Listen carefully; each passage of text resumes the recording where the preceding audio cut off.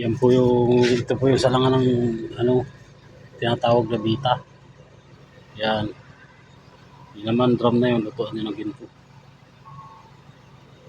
Tapos yun, CCTV yun, para sa mga nag-iikit ng ginto.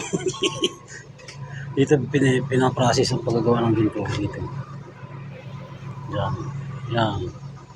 Mga ano yung kailangan niya, yung kalamansi. Aron. Ito yung lalagyan ng ginto para madurog ang bato. Tinatawag dito sa Bicol ay bulmilan.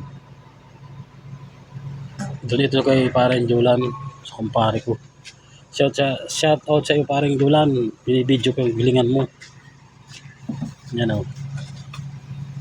Mabuting at nakaalis ako doon sa kumpanya sa Batangas. Wala namang ano doon.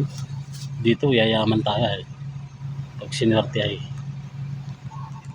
40,000 dito, isang linggo lang. Sige guys, ingat kayo palagi.